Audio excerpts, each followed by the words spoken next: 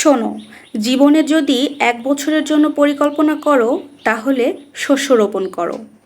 আর যদি জীবনে তুমি ১০ বছরের জন্য পরিকল্পনা করো তাহলে বৃক্ষরোপণ করো।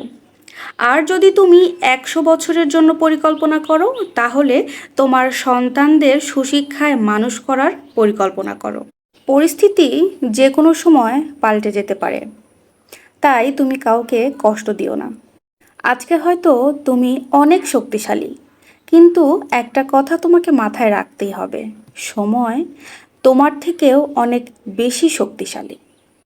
একটা বিষয় কি জানো, পাখি কিন্তু কখনো ডাল ভেঙে পড়ে যাওয়ার ভয় করে না, কারণ ওই পাখিটা কখনো সেই ডালের ওপরে বিশ্বাসই করেনি, ভরসাই করেনি, কারণ তার বিশ্বাস ভরসা ছিল শুধুমাত্র তার ডানার ওপরে। তাই জীবনে চলতে হলে অন্যের ওপরে কখনোই বিশ্বাস করা উচিত নয়। সব সময় নিজের ওপরে ভরসা, নিজের ওপরে বিশ্বাস রেখে জীবনের সামনের দিকে এগোতে হয়। আমার মতে কারো ক্ষতি করে প্রতিশোধ নেওয়া একদমই বোকামি। কেউ যদি তোমার ক্ষতি করে, সেই ক্ষেত্রে তোমার প্রতিশোধ নেওয়ার হলে তুমি নিজেকে এমনভাবে তৈরি করো যে তোমার পরিবর্তন দেখে বা তোমার সফলতা দেখে যে তোমাকে কষ্ট দিয়েছে, তোমাকে ছেড়ে গেছে, সেই ব্যক্তিটা তোমার সফলতা দেখে লজ্জা পায়, নিজেকে ছোট করে দেখে। যে কোনো কাজের ক্ষেত্রে খেয়াল করলে দেখতে পাবেন, যদি কেউ উপর থেকে নিচে নেমে যায় কাজের ক্ষেত্রে, সেই ক্ষেত্রে তাকে উপরে উঠানোর জন্য কেউ থাকে না। অথচ নিচ থেকে যদি উপরে উঠে যায়, সেই উপর থেকে লোকটাকে নিচে নামানোর জন্য লোকের কিন্তু কোনো অভাব হয় না। লেবু বেশি চিপলে যেমন তিতে হয়ে যায়, ঠিক সেরকমই কাউকে যদি ভালোবাসা বেশি দেওয়া যায়, সেই ক্ষেত্রে দেখা যায় সে বড় অহংকারী হয়ে ওঠে। তাই কাউকে তার চাহিদার চেয়ে অতিরিক্ত ভালোবাসা দেয়া একদমই উচিত না। সময়, বন্ধু আর সম্পর্ক, এই তিনটা জিনিস কিন্তু আমরা সবসময় বিনামূল্যেই পেয়ে থাকি, তাই এগুলোর খুব একটা মূল্য বুঝে থাকি না।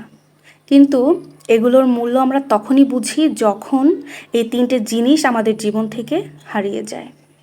তুমি কতটা সুন্দর সেটা তোমার রূপ দেখে নয়, তোমার মন দেখে তবেই বোঝা যায় যে তুমি ঠিক কতটা সুন্দর।